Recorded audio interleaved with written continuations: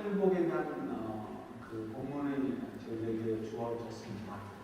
날마다 솟는 샘물을 가지고 저희들이 말씀을 묵상하면서 가능한 대로 그 날짜에 맞춰서 그 본문을 가지고 말씀을 나누려고 합니다. 그래서 오늘은 팔복에 대한 말씀을 가지고 생각을 해보려고 합니다. 그래서 팔복의 복이 되는가? 여러분 미국 사람들의 그 현재 인구 가운데 약 15% 정도가 항우울제 약을 복용하고 있다고 합니다. 굉장한 숫자죠. 지금 이렇게 드러나는 것이 그러니까 드러나지 않는 사람은 더 많이 있겠죠. 물론 이 우울증을 컨트롤하기 위해서 먹는 항우울제야. 이 우울증이라는 것은 사실은 이렇게 모든 많은 사람들이 가지고 있고요. 심각하거나 문제가 있거나 그런 것은 아닙니다.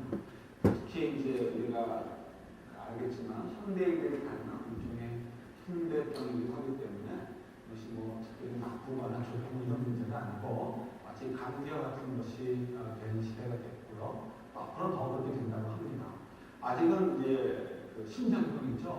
제가 몰랐는데 이 심장병이 현재로서는 심장과 관련된 질병이 전 세계 이제 모든 인구들에게 가장 영향을 끼치는 질병 가운데 하나라고 얘기를 합니다. 그런데 앞으로 10년 이내 이 순서가 바뀔 거예요. 어떻게 뭐가 올라오고 있어요?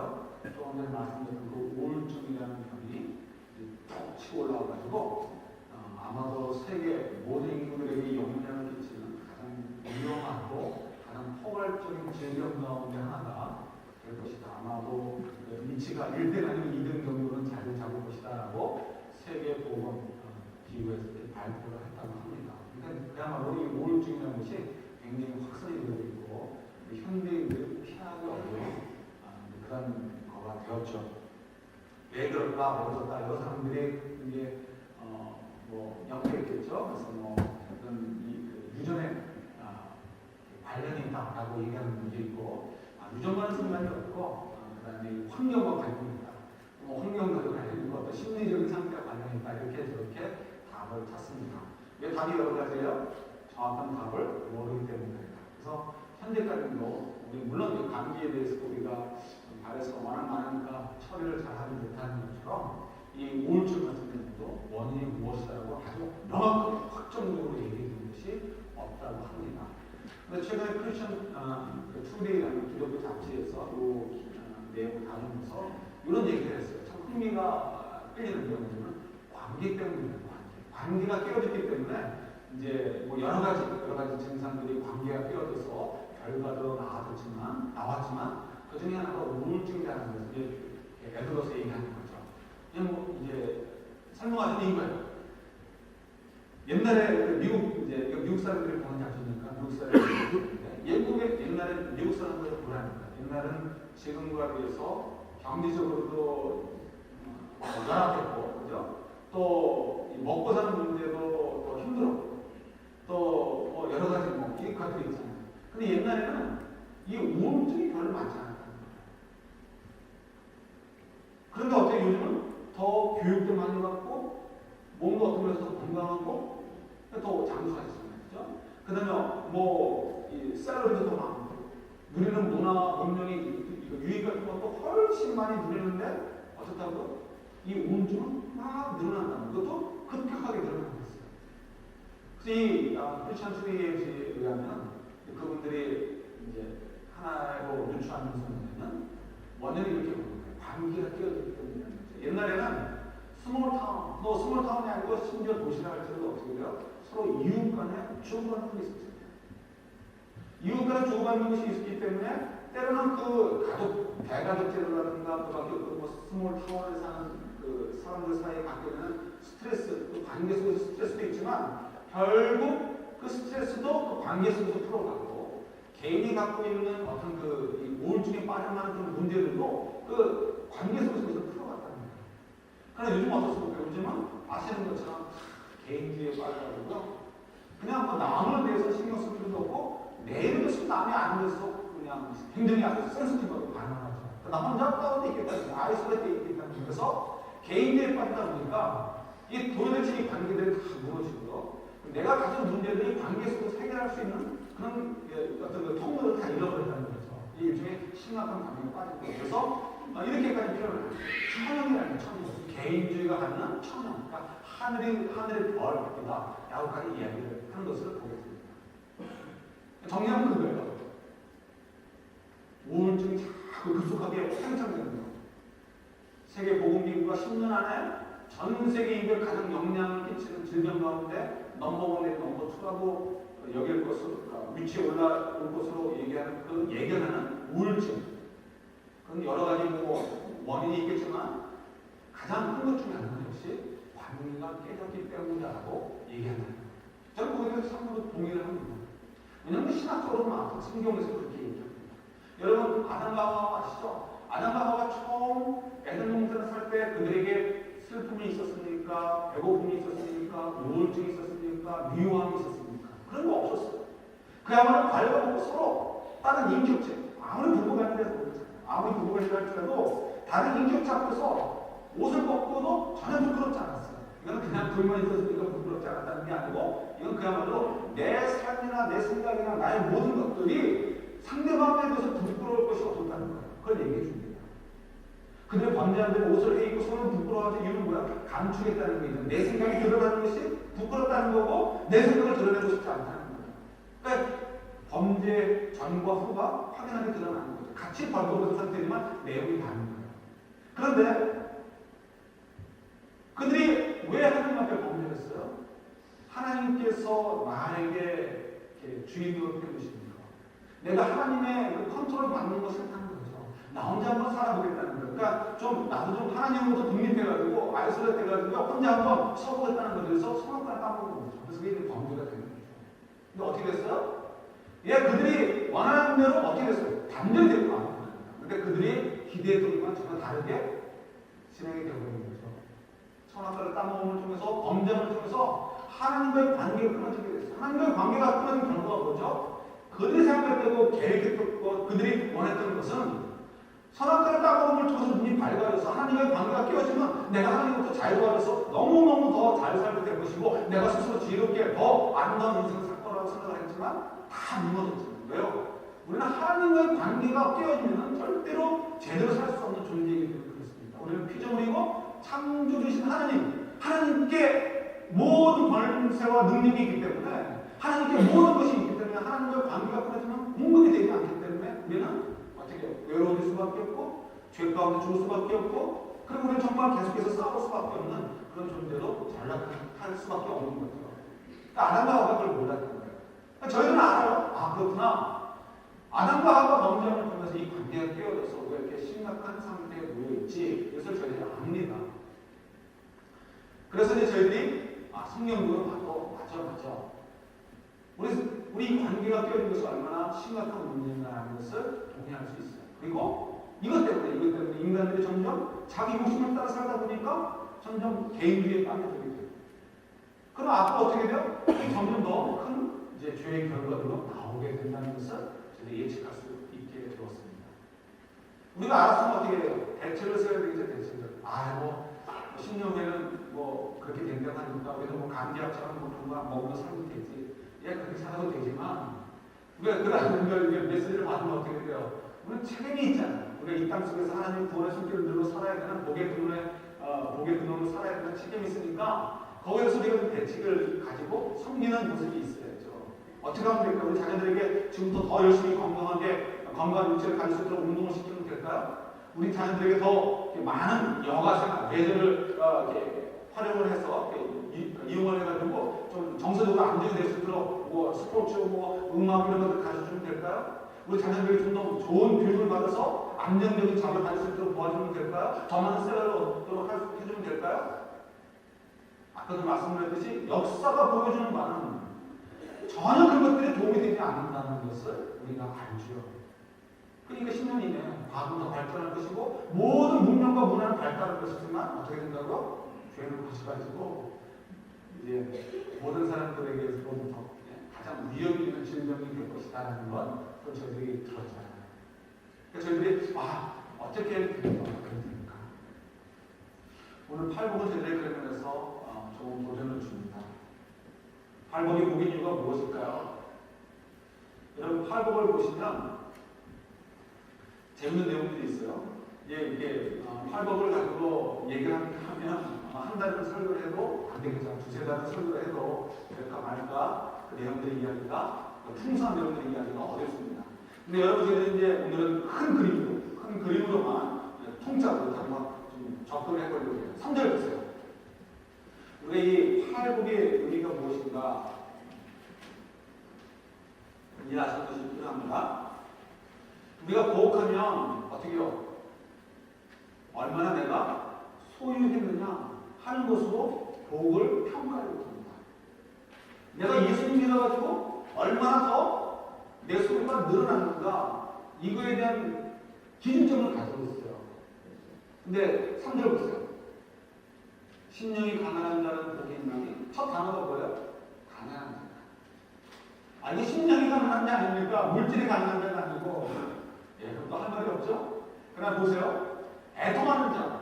영적으로 애통하는 자 아닙니까? 그건 삶에 애통하는 거가 아니죠. 뭐 그렇게 해석할 수도 있어요. 온유한 자, 의해주리고 긍휼히 여기는 자, 마음이 청결한 자, 화평케 하는 자, 의를 위하여 박해를 받는 자. 가다 보니까 너희를 욕하고 박해하는 거예요. 이런 얘기를 들으면서 어떻게 돼요? 조금 내가 기대치와 좀 다를 수도 있겠다 하는 생각을 갖게 됩니다. 그래서 저희들이 이 복의 의미를 잘 이해하셔야 돼요. 예컨대 5절 보세요. 온유한 자는 복이 있나니 그들이 무엇을 상으로 받아? 땅을 기업으로 받는다는, 땅을 상으로 받는다는 거예요. 여러분 상식적으로 한번 생각해 보세요. 땅을 많이 소유한 사람이 온유한 사람입니까? 아니면 학착 같은 사람입니까? 학착 같은 사람이죠. 그냥 틀림없어요. 그럼 성경이 틀린 거예요, 그렇죠? 그렇잖아요. 그러니까 저희들이 이걸 잘 이해하는 것이 필요해요. 땅이 얘기하는 것이 무엇인가? 또, 다른 것들도 마찬가지죠. 오늘 여기 제 포커스가 여기 아니기 때문에 큰 그림이기 때문에 큰 그림으로 의미합니다. 왜 팔복이 우리에게 복이 되는가? 이걸 잘 이해하시겠죠. 하나님 말씀은 다 진짜니까 그 말씀이 의심이 되면 의심을 해보시고 질문을 던져봐야 답을 찾아서 우리가 그 날씨구나 알고서 그걸 믿고 달려갈 수 있어요. 사실은 이 팔복은요, 한마디로 얘기하면 이거는 사실은 믿지 않는 분들에게 미안한 얘기지만 믿지 않는 사람들이 넘볼 수 없는 것들입니다. 무슨 얘기냐면요, 여기 나와 있는 내용들은 심령이 가난해진다든가 애통하는 자라든가 온유한 자가 되는 것은요, 우리가 노력하고 열심히 해서 될 수 있는 게 아니고요, 우리가 하나님을 만나게 될 때, 그래서 하나님은 어떤 분이라는 것을 알게 될 때, 다른 말로 하나님을 볼 수 있을 때 가능한 일이에요. 내가 하나님을 보니까요, 그전에 뭐라는데 하나님이 너무너무 크신 분인 거예요. 하나님 너무너무 거룩하신 분이시고, 하나님 정말 의의 분이시고, 창조주시고, 모든 것의 주인이신 분인 거예요. 그러니까 저희들이 어떻게 해요? 하나님 감히 거기를 빳빳이 세울 수가 없어요. 하나님 앞에 엎드릴 수밖에 없어요. 그리고 자꾸 하나님의 그 거룩함이 보이니까 어떻게 돼요? 내가 비교가 돼요. 비교가 돼서 어떻게 됩니까? 내가 얼마나 더럽고 추한 존재인가, 얼마나 작은 존재인가를 고백할 수밖에 없게 되죠. 그래서 사도 바울은 뭐라고 얘기합니까? 나는 뭐라고요? 죄인 중에 괴수다. 죄인 중에 괴수다. 믿음이 깊어지면 깊어질수록 죄인 중에 괴수다. 죄인 중에 괴수다라고 얘기하는 거예요. 왜요? 그만큼 믿음이 깊어질수록 하나님을 더 보게 되니까. 그러니까 하나님께서 어떻게 해요? 마음을 비울 수밖에 없고, 예수님이 내 마음을 주장해 주세요. 얘기할 수밖에 없어요. 내 스스로 내가 너무너무 한심한 인간이니까, 어떻게 내 영혼이 너무너무 불쌍하니까 애통하는 마음이 생기고요. 내가 하나님의 사랑이 너무 크니까 다른 사람을 향해서 온유함을 받게 되고, 그죠? 그리고 다른 사람에게 내 사랑을 어떻게, 내 이 사랑의 빛을 어떻게 갚을까? 그래서 하나님 나라를 섬기려고 죄인이 되는 거예요. 그죠? 그러니까 이것은 아무리 똑똑하고 도덕적으로 고고한 사람이라 할지라도 예수 그리스도를 만나지 못하고 하나님을 볼 수 없는 사람은 꿈도 꾸지 못하는 얘기예요. 근데 왜 이런 사람들에게 복을 또 주신다고 얘기했습니까? 이거 그야말로 좀 웃기는 얘기 아니야? 이렇게 설명이 되면 될까요? 제가 이제 중등부 전도사하고 고등부 전도사를 했었는데요. 중등부 전도사 할 때 이제 그런 일들을 종종 경험을 하죠. 고등부들도 마찬가지지만 이제 아이들을 데리고 갑니다. 가면은 주로 이제 해교 직전에 있는 그런 이제 그 조그만 분교를 찾아가요. 분교를 찾을 때 재미가 있죠.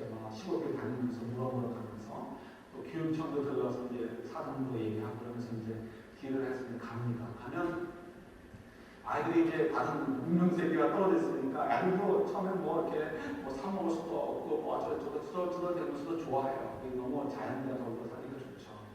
아이들이 자유로워지니까 없으니까 막 질서가 없죠. 그래서 질서를 잡기 위해서 조를 나눕니다. 그래서 3학년짜리한테 조장시키고 2학년, 1학년 아이들을 붙여놓습니다. 그러면 한 조에 뭐 10명씩 해가지고 뭐 배워서 또 되죠. 그러면 어떻게 해야 돼요?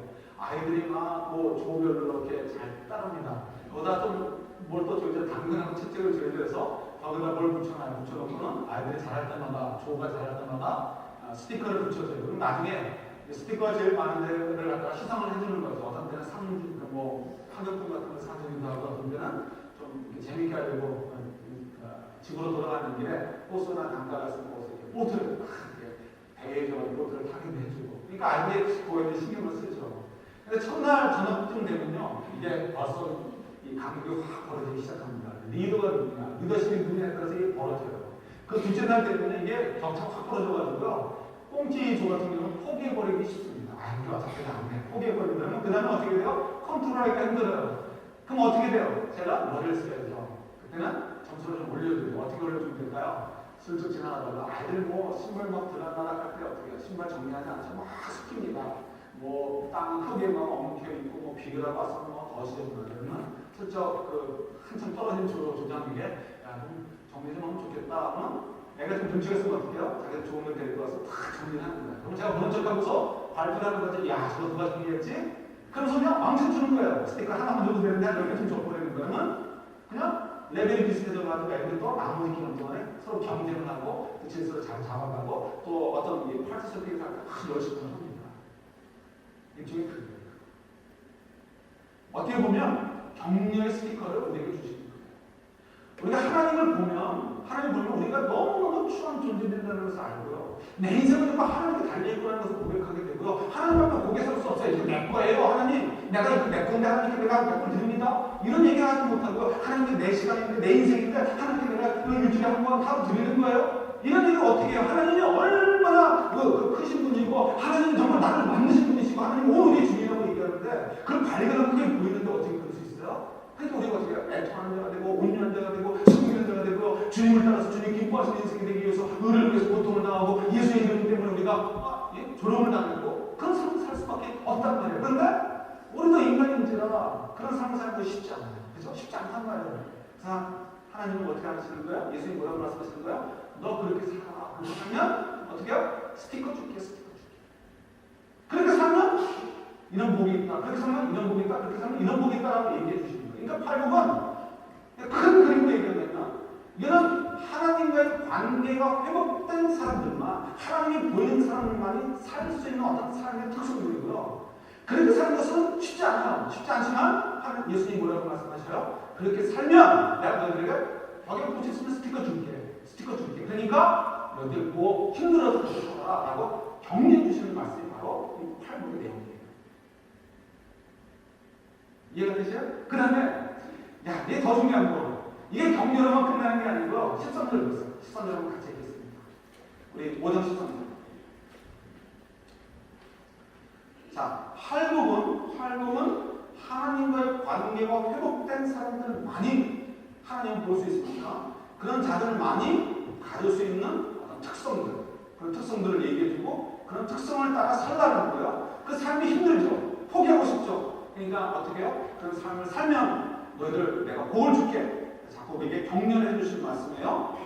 13절은 좀 다릅니다. 같이 있습니다. 너희는 세상의 소금이니 소금이 만일 그 맛을 잃으면 무엇으로 짜게 하리요? 후에는 아무 쓸데없어 다만 밖에 버려져 사람에게 밟힐 뿐이라. 아멘. 그러면 이제 우리 뭐라고요? 소금과 빛의 역할을 하라는 거예요. 소금과 빛의 역할을 하는 게 머릿속에 뭐가 번뜩여요? 아하, 전도하는 거구나. 이게 아니라는 거예요. 전도도 포함되지만 훨씬 뛰어넘는 얘기예요. 그래서 뭐냐면 앞에 3절부터 12절까지 얘기되어 있는 팔복의 그 복을 받는 사람들이 갖는 특성이 있죠. 온유하고 그다음 뭐예요? 애통하고 의에 줄이고 목마르고 이런 삶의 태도를 살아라. 이렇게 사는 것이 뭐라고요? 소금과 빛의 역할을 하는 거야 라고 말씀해주고 계신 것이 13절이에요. 그러면서 앞에서는 어떻게 격려를 해주시는 거지만 여기서는 뭐가 돼요? 우리가 그렇게 살지 않으면 어떻게 쓴다고요? 밖에 버려져가지고 밟힌다는 거예요. 이거 참 어렵습니다. 이거 우리 구원해 주셨는데 구원이 취소된다는 얘기인가요? 예, 성경은 우리가 구원을 받았으면 그냥 취소되지 않는다라고 분명히 얘기를 하시죠. 그러면서 이 본문 말씀 같은 경우는 참 저희들이 어렵습니다. 마치 그냥 보면 말 그대로만 받아들이면 구원을 받았다가도 마음에 안 들면 어떻게 해요? 그냥 버리시겠다는 것처럼 느껴집니다. 어쨌든 간에 저희들이 그거는 이제 어려운 얘기지만 이것만큼은 저희를 동의할 수 있어요. 지금 앞에서는 하나님을 본 사람답게 하나님의 자녀답게 하나님과의 관계가 회복된 사람답게 이렇게 살아라 하면서 격려해 주시고요. 스티커 줄게 격려해 주시면서 이제 끝에서는 뭐라고 말씀하시는 거예요? 너희 그렇게 살지 않으면 내가 가만히 두지 않을 거야. 경고의 음성을 주시는 거예요. 앞에는 격려, 뒤는 경고예요. 근데 이것이 우리에게 무슨 복이 됩니까? 아니, 분명히 복이 됩니다. 왜 복이 되느냐?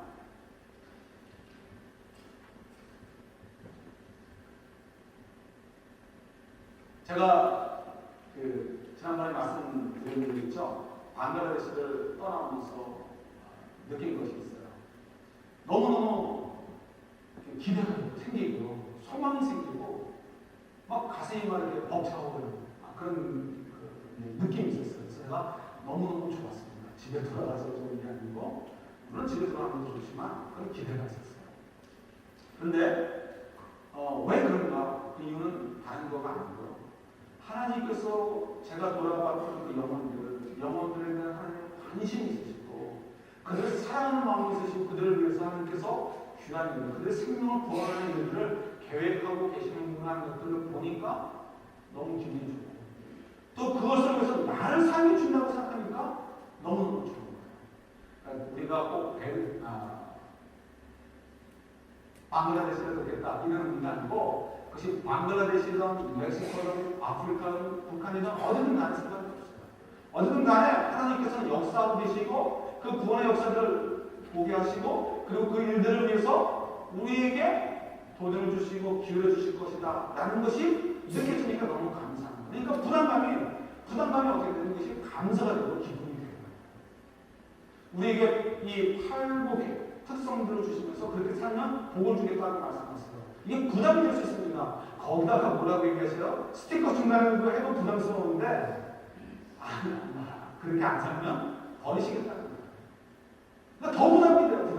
그런데 이 부담되는 것을 잘 이해하셔야 돼요. 부담으로 끝나는 것이 아니고 지난주에도 묵상했듯이 순종하고 따라가면 어떻게 돼요? 우리의 인생은 내 능력으로 사는 게 아니고요. 성령께서 도와주시고 그냥 순종하고 따라가면 하나님이 기뻐하시는 인생의 삶을 살게 되죠.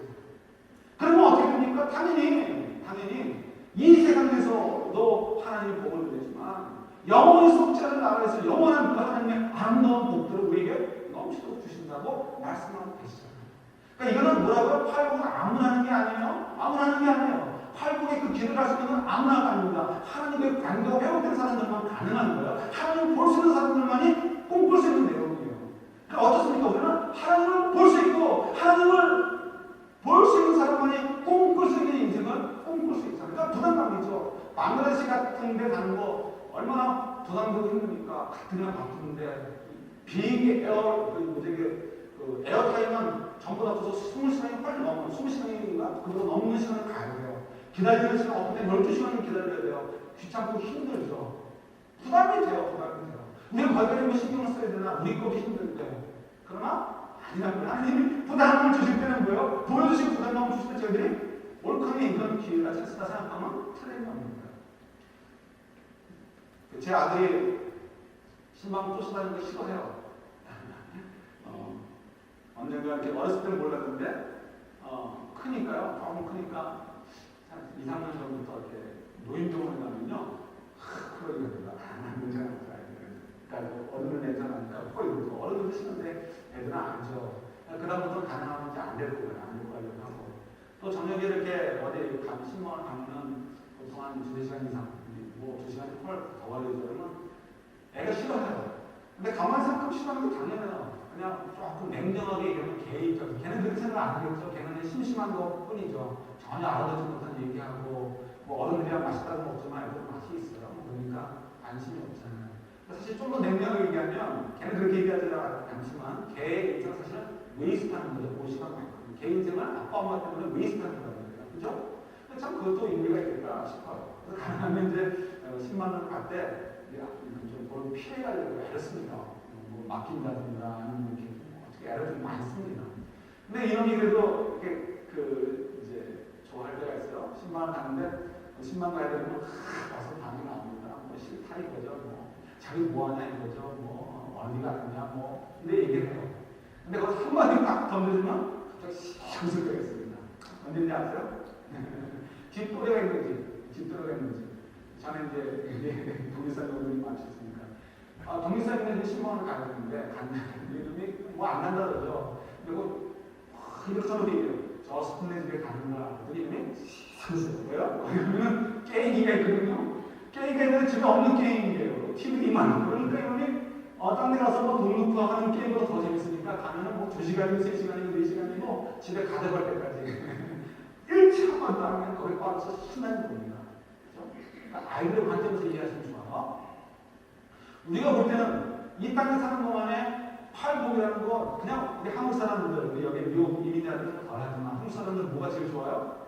천국이 저일 것이다. 이거는 우리가 이미 주신 거잖아요. 주신 거. 그죠? 그 다음에 온유한 복이면 그게 우리 뭘 받는다고요? 빵을 기업을 받는다. 빵이나 주시지 뭐. 뭐 자꾸 이렇게 되고 뭐 핍박을 당하고 이런다고 하는구나. 아까도 말씀드렸듯이 땅을 보면 가만히 보면 온유한 자가 가는 것보다는 마음이 좀 이렇게 냉정하고 매정한 사람들이 더 땅을 많이 소유하고 있는데 이거 복잡하고 헷갈려요. 그런데 나중에 자세하게 설명드리고요. 큰 그림으로만 이해하겠어요. 우리가 볼 때는 이렇게 팔복을 누리는 자들의 사람들의 특성들만 가지고 살면 우리가 이 땅에서 정말 그냥 겸손할 수밖에 없고요. 내가 아무리 큰 것을 일어나도 자랑하지 않고 겸손. 네? 그죠? 내가 아무리 핍박을 하고 어려워도 감사로 살 수밖에 없어요. 너무 힘들어요. 사실 격려해 주시는 거죠. 그런데 이렇게 살기 너무 힘들어요. 하나님께서 만약에 우리가 천국에서 누리게 될 것을 보여주신다. 우리가 어떻게 하겠어요? 10만 가야 돼, 10만 가야 돼. 이러다가 누구네 집에 가. 그러면 겪는 것처럼요. 우리 이거 지금 웃는 얼굴로 변하지 않겠어요? 변하지 않겠어요? 근데 우리가 뭘 보는 거야? 우리가 가서 누리게 될 것에 대해서 생각하지 않는 거예요. 또 지금도 하나님은 살아계시고 우리를 일일이 돌아보시고 살아가신다는 것에 대해서 보지 않고요. 마치 10만 간다는 것만 생각하는 것처럼 내가 쉬는 것만 자꾸 보려고 하는 거예요. 그러니까 어떻게 해요? 우리 팔복, 하나님을 아는 사람들만 사는 그 특성을 가지고 사는 것에 대해서 자신감을 갖고 자꾸 하나님과의 관계를 소통하게 되지 못하고 자꾸 뒤로 미루게 돼요. 여기에 문제가 있는 거예요. 저희들이 정말 지혜롭고 어떻게 하면 보게 되는가? 왜 팔복을 보게 되는가? 우리가 그 관계를 소통하게 돼요. 그 관계 속에서 하나님 주신 그 성과 빛의 역할을 감당하는 삶을 살게 될 때 하나님 우리에게 주실 놀라운 상급들, 우리로 하여금 하나님의 영광스러운 일에 동참하도록 하신다는 것을 생각한다면 우리가 그 일이 힘들어도 어떻게 해요? 우리가 씩 웃어요. 내가 가서 신발 좀 냄새 나는 정리하면 스티커가 왕창 붙을 거니까 우리가 그런 생각을 해야죠. 그렇죠? 그래서 팔복이 복이 돼요. 여러분 잠언서를 보시면 굉장히 많은 그 교훈들이 차 있습니다. 이 교훈들이 너무 복잡하고 차 있어가지고요. 저는 잠언서가 너무 힘들어요. 이제 성경의 몇 책이 어려운데 요한계시록도 너무 어렵고요. 요한계시록을 자신있게 설교하는 분들 보고 참 부럽기도 하고 또 한편으로는 너무 용감하시다 이런 생각이 들기도 하고 정말 참 어려운 부분이 있어요. 잠언도 어려운 것 같아요. 잠언도 참 어렵습니다. 아가서도 어렵고 잠언도 참 어려운데 특히 잠언 이 저자가 누구라 알려져 있죠? 누구야? 솔로몬을 알려져 있죠? 솔로몬이 잠언서를 쓰는 자격이 있나 싶어가지고 더 어려운 것 같아요. 물론 솔로몬이 다 쓴 게 아니고 당시에 이제 이렇게 그 공정 사이에 있었던 지혜 문서들을 모아서 솔로몬이 편찬한 것으로 저희들이 이해를 합니다. 솔로몬이 뭐 인생을 망쳤잖아요. 그야말로 뱅크럽시한 인생이니까 저기 뭐 솔로몬 가지고 크레딧을 보여주는데 솔로몬을 줬어요. 크레딧을 줄 수 있습니까? 다만 솔로몬을 통해 하나님이 주신 말씀이기 때문에 저희들이 크레딧을 주고 우리들이 말씀을 받는 거예요. 그래서 자문이 너무너무 복잡하기 때문에 참 힘들어요. 제가 참 어렵게 생각을 합니다. 근데 잠언을 가지고 이제 그 정리하는 좁게 조정을 할 수가 있어요. 제가 아마 3일 전인가 이제 운전을 하고 이제 집으로 돌아오다가 잠깐 그 드라이브웨이를 좋아해서 차를 세워놓고 전화를 하게 되었습니다. 전화했는데 누구한테 했냐면 제 후배 가운데 지금 대학원 박사 과정을 하고 있는 후배에게 전화를 했습니다. 후배 목사님. 이제 잘 지내느냐, 논문 잘 쓰고 있냐 했더니 논문이 열심히 쓰고 있대요. 준비하고 있대요. 논문은 뭐에 대해 쓰느냐, 자문을 가지고 쓰는 거예요. 제가 귀가 속히 되게 제가 이 자문을 부담스러워합니다. 그래서 이제 물어보고 싶어가지고 주제가 뭐냐 물었어요. 그랬더니 자문서 속에서 인간과의 관계, 인간 사회 속에서 다른 사람들과의 관계에 대해서 글을 쓰려고 하고 있다라고 얘기를 해요. 그래서 좀 생소했어요. 그러냐. 자문이 그런 문제에 대해서 이렇게 심각하게 얘기합니다. 이제 그걸 가지고 얘기를 하고 끊게 되었습니다. 제가 자문서 하면 저는 한 가지라고 생각을 했어요. 여러분, 자문서의 주제는 이겁니다. 어떻게 하면 우리가 인생을 성공적으로 살 것인가, 어떻게 하면 인생을 잘 살 것인가에 대한 내용이 자문서에서 지혜가 있어야 된다는 거예요. 지혜 있는 사람이 성공적인 인생을 산다고 이 자문서가 얘기하죠. 어떤 사람이 지혜 있는 사람이라고 얘기해요? 하나님을 경외하는 사람이 지혜 있는 사람이라고 얘기해요. 그러니까 하나님을 경외하는 사람 사면 성공하는 인생을 산다. 맞는 얘기죠. 그러니까 그거는 이해가 됐어요. 그런데 사람들과의 관계를 잘 해야 또 역시 성공하는 인생이 되는 것이다 라고 얘기하는가, 그 생각을 미처 못 해봤어요. 근데 그 얘기를 듣고 와서 자문서를 보니까 그런 얘기를 가르치는 거예요. 자문서 한번 찾아볼까요? 자문서 찾아봅니다. 근데 1장 말고요. 1장은 그냥 하나님을 경외하는 사람이 지식이 지혜로운 사람이다 이렇게 표현되어 있는데, 그럼 넘어가서 3장으로 가보세요. 3장 5절 6절 보세요. 3장 5절 6절. 이것도 하나님과의 관계에 대한 이야기입니다. 그러니까 자문서가 한마디로 얘기한다면 관계에 대한 얘기를 하고 있는 거예요. 하나님과의 관계를 잘하고 다른 사람들과의 관계를 잘하면 너희에게서는 성공한다. 이 관계를 강조하고 있는 거죠. 3장 5절 6절 같이 읽습니다. 너는 마음을 다하여 여호와를 신뢰하고 내 명철을 의지하지 말라. 너는 범사의 글을 인정하라. 그리하면 내 길을 지도하시리라. 뭐요? 네가 잘난 척하고 살려고 하지 말고 하나님과의 관계를 소중하게 여기서 하나님을 인정하고 하나님을 신뢰하고 하나님 앞에 엎드려 살아라. 하나님과의 관계가 어떻게 서야 되는가, 그런 것을 설명해 주고 있죠. 그죠? 자, 이거는 저희는 너무 잘 아는 거고, 사람들과의 관계가 얼마나 소중한가, 뭐 복음마다 다 그래요. 그냥 찝히는 대로만 얘기할게요. 14장 1절 보세요. 기존에 14장 말고 24장 보세요.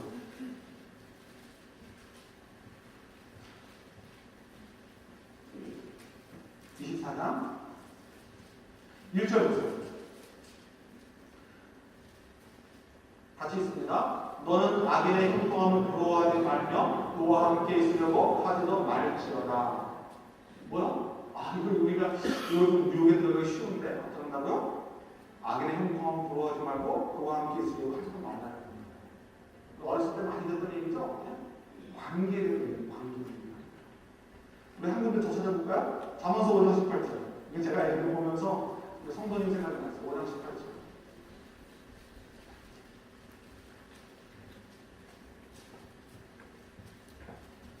5장 18절입니다. 같이 있습니다. 내 생으로 복되게 하라. 내가 젊어서 취한 아내를 즐거워하라. 딴 데 한눈 팔지 말고 바람 피우지 말고 뭐라고요? 아내에게 사랑을 다 쏟아부어라. 이렇게 얘기하는 거죠. 이것도 관계로 그죠? 이런 거 잘 못하잖아요. 그죠? 이런 것이 관계라는 거예요.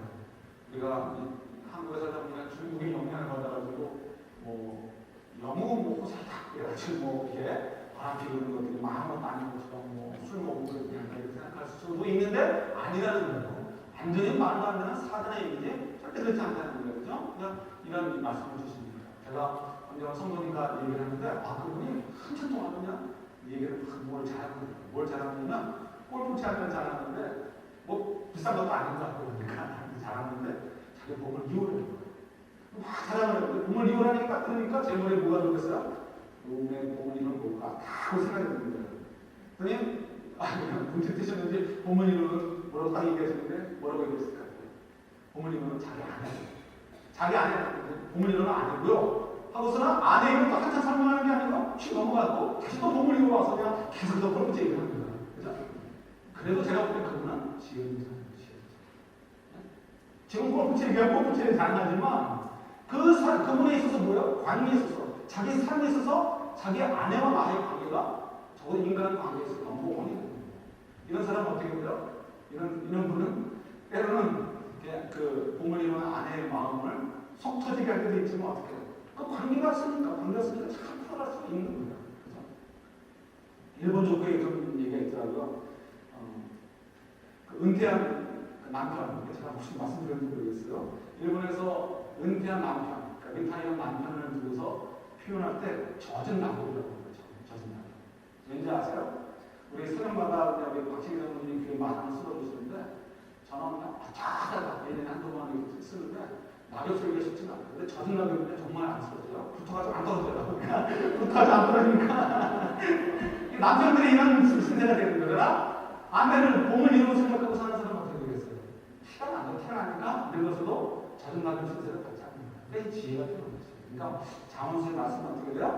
지혜로운 거. 이렇게 얘기한 솔로몬은 어떻게 됐어요? 아내를 수도 없이 뒀다가 그냥 뭐 젖은 낙엽 이상의 처지가 되고 나는 나라대로 뺑그릇이 시켜버리고 나를 주문방에 내버리고 백성들 다 망하게 하는 거죠. 그게 참 곤란한 거죠. 자문의 동량은 역시 관계입니다. 관계.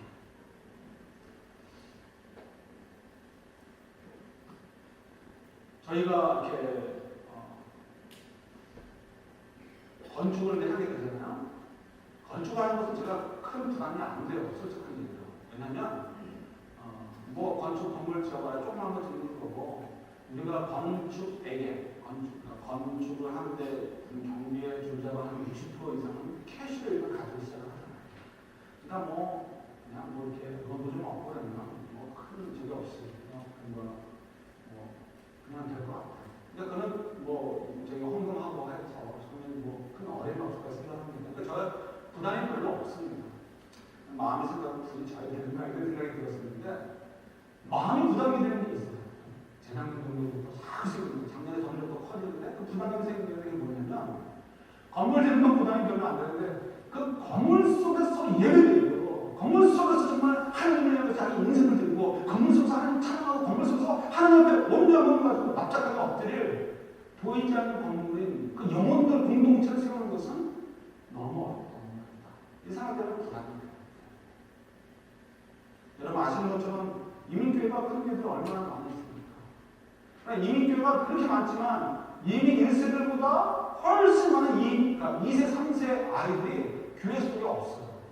그 많은 숫자가 더 어디 갔죠? 미국 전역을 통틀었어요.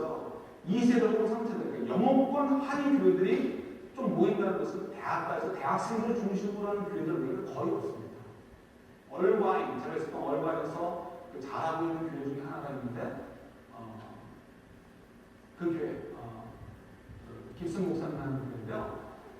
그분 교회도 멀가에 있는 처치지 코리안들만한 처치는 아니에요. 뭐 코리안들만한 처치를 모집할 마음 전혀 없습니다. 다만 우리 코리안 2세, 3세들이 어디를 다 가고 있는 거예요. 뭐 할 수 없으면 어떡해요. 할 수 없으면 어떡해요. 우리가 했었는데 우리가 했었는데 안 되잖아요. 그런데 우리가 이런 부담감을 왜 주실까? 왜 주실까? 왜 우리에게 그 부담감을 주실까? 왜 우리가 어떻게 보면 지금 당장은 건물이 필요 없는데 건물을 짓게 하시고 그리고 우리에게 그 부담감을 주실까? 건물을 통해서 우리에게 뭘 보게 하셔요? 그 건물에서 쓸 수 있는 영혼들을 준비해야 된다. 그것에서 너희들이 기도해보고 너희들이 그 속에서 달려가야 된다고 부담감을 주신다는 거예요. 힘들어서 우리끼리만 다닌다. 안 그래요. 이런 말은 불뚝불뚝 솟지만요. 하나님께서 어떻게 해요? 당근같이 들어주시는 거예요. 우리에게 어떻게 해요? 활복에 있는 자에게 주시는 것처럼 이런 행복 주실까? 스티커를 주시는 것처럼 건물을 지을 수 있도록 일단 어차피 60분 이상의 테스트 이렇게 손에 쥐어주셨잖아요. 그죠? 그래도 좀 이들이 조금만 애쓰면, 물론 그 최선을 다했지만, 어쨌든 간에 할 수 있거든요. 그러면서 어떻게 해요? 우리에게 또 다른 부담감을 주시는 거예요. 그 안에서 영혼을 걸고 살 수 있는 공동체를 만들어라. 이런 부담감을 주세요. 우리가, 싫은데요, 주님? 이런 마음 솔직히 있어요. 해봤는데 안 되거든요. 여러 번 애를 썼지만 힘들어요. 그래서 피하고 싶은데 뭐라고 하셔요? 13년 말씀 같은 거. 밖에 버려버리겠다는 거예요. 하나님 나 혼자 잘 썼으면 됐죠. 하나님 말씀하시는 것이 있어요. 내가 너희들에게 그렇게 한 이유는 소금과 빛의 역할을 하려고 하는데 너희들 그렇게 하지 못했지 않느냐. 우리가 이 말씀 어떻게 해석을 해줄지 모르겠지만 자주 말씀은 갖다 버리시겠다는 거예요. 버리시겠다는 거예요.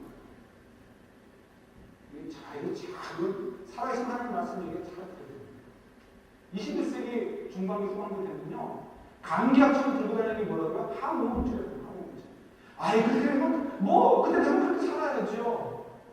적어도 우리가 미래를 볼 수 있고 알게 되었다면 또 그 문제가 단지 공의 문제나 다른 문제가 아니고 이 관계 문제라는 소리가 안 나면 그걸 대책을 세우고 섬겨야죠. 가장 근본적인 문제는 뭐예요? 하나님의 관계를 회복시키는 데 우리가 애를 써야 되고요. 그리고 그 하나님의 관계가 회복된 다음에 그 속에서 우리가 인간적인 관계를 잘 가져갈 수 있도록 우리가 성경을 도와줘야 돼요.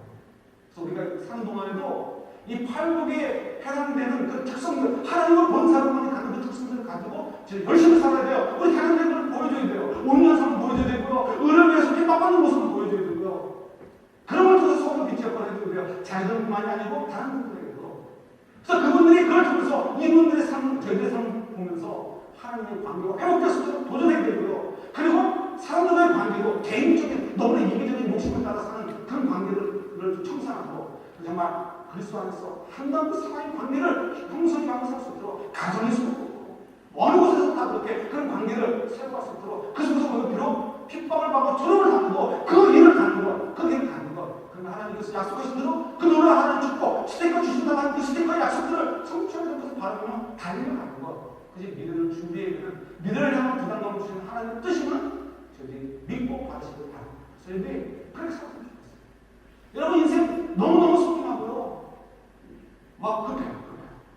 제가 올해 휴가를 쓸까 고민 중에 있습니다.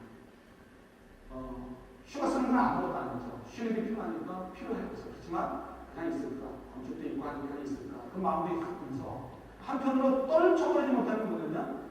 제가 여러분들에게 강조하지만 1년에 한 번씩 좀 다른 길로 나가라. 좀 제발 우리 교회 쭉 등과 개근하지 마시고 좀 다른 길로 다녀보시면 돼요. 왜요? 다들 보고 배워요.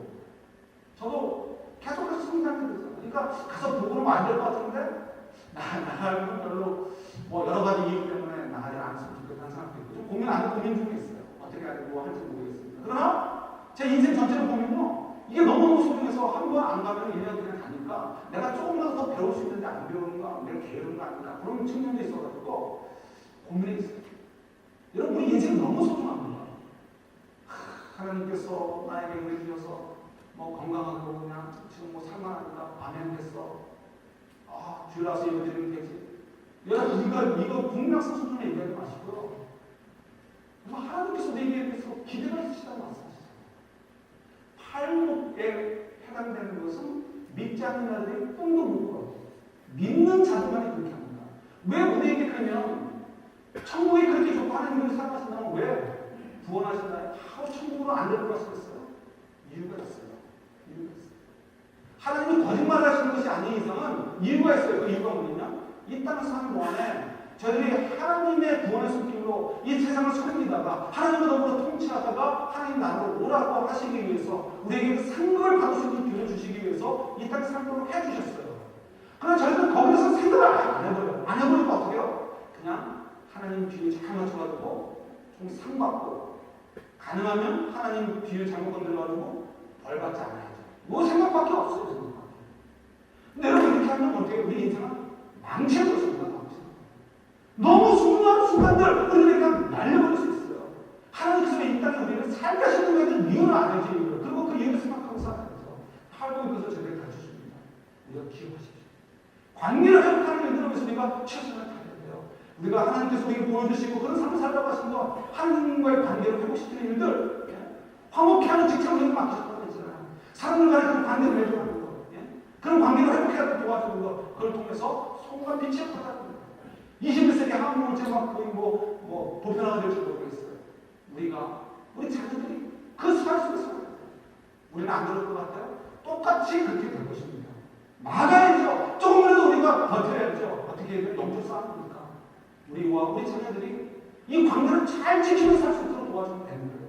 그래서 소금과 빛의 역할을 바라기는 어떻게 보면 정말 지난주에 묵상처럼 보이지 않는 하나님의 음성을 듣고 보이지 않는 길을 떠나는 교회들로 가요. 그러나 밤에 떠나는 심령으로 우리가 살아야 될 줄입니다. 보이지 않는 하나님 말씀하시고 보이지 않는 결과들에 대해서 우리에게 도전하라고 얘기하시죠. 그러나 그 길을 가야 됩니다. 그래야 우리 인생이 복된 인생이 될 수 있는 거예요. 하나님 저와 여러분이 보이지 않는 하나님의 음성이고 보이지 않는 결과들이지만 하나님이 주신 그 부담감에 대해서 기쁨으로 받아들이고요. 그 길을 가고 통해서 저는 정말 살아계신 하나님이 축복하시고 칭찬하시는 귀한 인생을 살 수 있기를 주님으로 축원합니다. 같이 기도하겠습니다. 주님, 저희들의 눈을 뜨게 하여 주옵소서. 왜 하나님께서 우리를 사랑하신다고 하시면서도 이 험난한 인생의 삶을 살게 하시는지 이해하고 하나님이 기대하시는 대로 우리의 삶을 하나님이 기뻐하시는 인생이 될 수 있도록 드릴 수 있는 죄를 될 수 있도록 도와주옵소서. 팔복의 말씀을 통해서 주시면 돼요. 하나님을 보는 사람만이 갖는 그 특성대로 우리가 삶을 사는 통해서 저희들도 그렇고 자녀들도 그렇고 주변에 있는 사람들에게 하나님의 관계를 회복시킬 수 있는 저희들, 사람들과의 관계를 지혜롭게 회복할 수 있도록 도와주는 저희들, 그 속에서 하나님께서 이루시는 놀라운 일들을 성취해드리는 복된 인생 삶 저희들이 될 수 있도록 은총되어 주옵소서. 예수님의 이름으로 기도드립니다. 아멘. 자, 우리 함께 일어나셔가지고 마지막 찬양 함께 드립니다. 435장 나의 영원한